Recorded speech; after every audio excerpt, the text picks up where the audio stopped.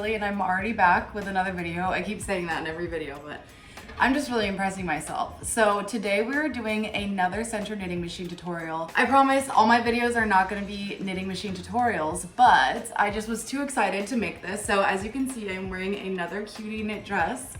And today I'm gonna show you how to make it. So I am wearing a sleeveless maxi dress that I made on my Sentro Knitting Machine. This is a super easy tutorial and I would say it's beginner friendly. You will need to know how to crochet and the basics of using a Sentro Knitting Machine, but other than that, it's super doable. It's flexible in sizing. So the dress I'm wearing is good for like small, medium to large. But if you're larger than that, you can just do 2 panels and sew them together down the side. So a total of 4 panels to make a panel that's wide enough for your size.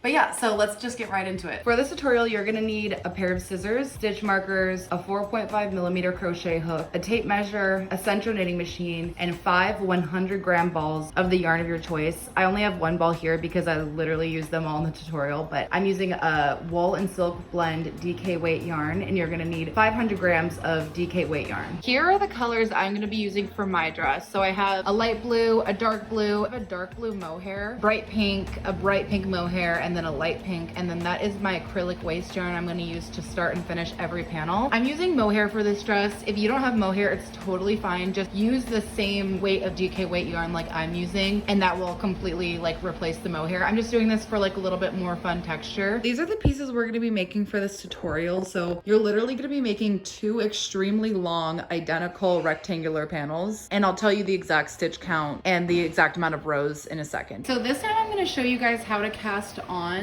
It is extremely simple. So you're just gonna hook your acrylic waist yarn in that first white hook. You know it's the first one because it won't go any farther. And then you're literally just gonna go inside every other hook, like so. And for this project, we are going to do the maximum amount of stitches for the panel setting, which is gonna be 3 through 45.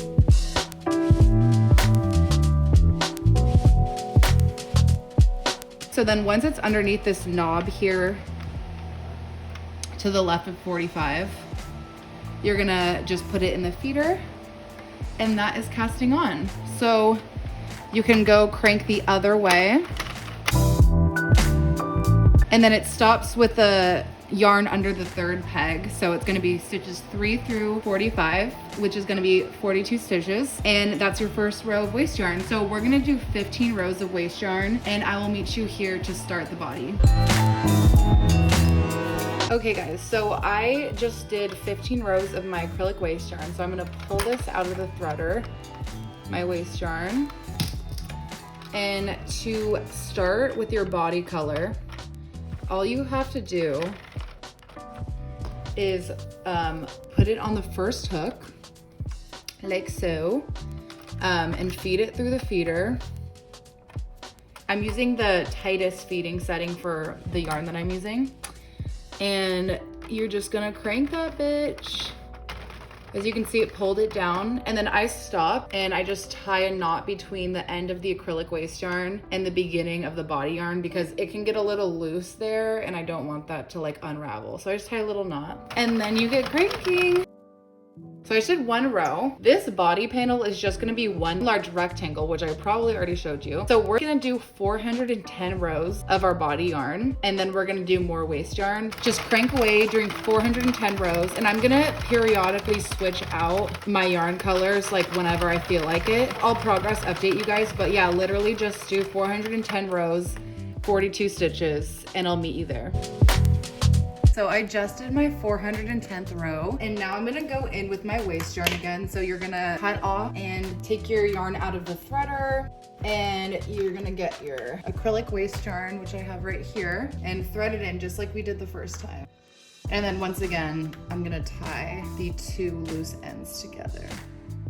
And that is it. So you're gonna do 15 more rounds of the waist yarn, and I'll meet you back. Yay, okay, so I just finished my 15 rows of waist yarn and cut my yarn, and I'm just gonna pull it out of the threader. I explained this in my last tutorial, but with the waste yarn, you don't need to worry about binding off like the typical way because you're gonna unweave all of this anyway and just reveal like your beautiful, perfect bodywork edge. So I'm just going to pull this off of my machine and then we'll start the next panel.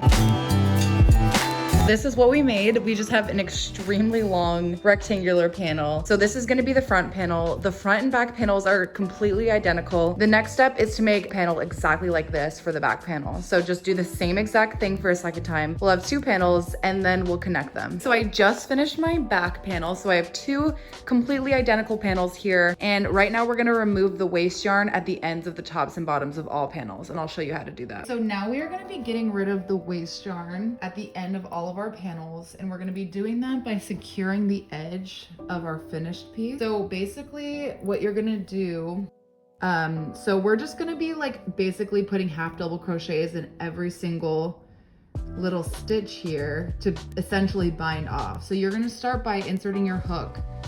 So here is the first stitch. You're going to insert it in this little loop to the right of it. Then you're gonna put your hook in that loop and pull through, and then you're gonna chain one. And then all you're gonna do is put a half double crochet in every single one of these loops here. Everything that's not the teal.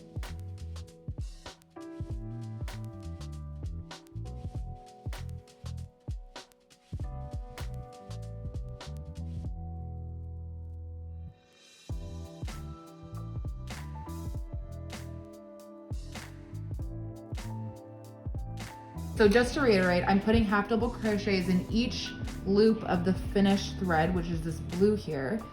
So as you can see now, all of these loops of our body work have a half double crochet on them. And then the teal waste yarn is completely separate. So once we finish doing that in every single loop, we can completely unwind this yarn and the edge will be finished. So I'll meet you when I'm done with this. Once you have every single loop with a half double crochet in it, you're just gonna chain one and cut your yarn.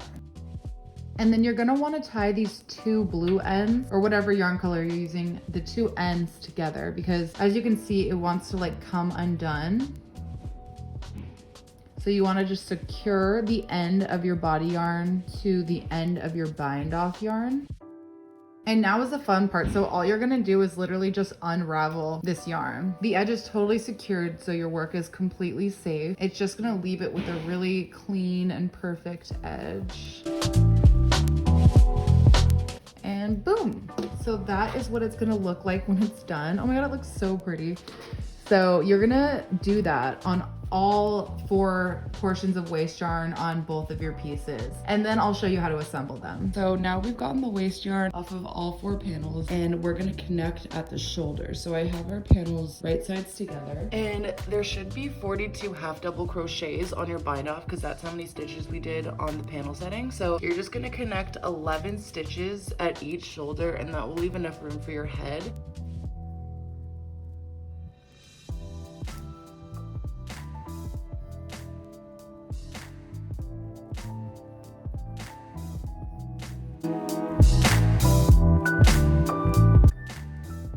Okay, and now you have these beautiful shoulder finishes and then the neck opening, and now we're gonna slip stitch the body of the work. So now we're gonna slip stitch all the way down the sides of both panels, leaving about a 7.5 inch armhole. So I pinned here, so I'm gonna slip stitch from here all the way to the end. And then on the right side, I'm choosing to have a slit starting at like mid-thigh. So I'll let you know what measurement I used. Like one point, I decided to stop slip stitching. So I'm gonna fully slip stitch the left side, and then I'm gonna slip stitch from about the armpit to like mid-thigh on the right side.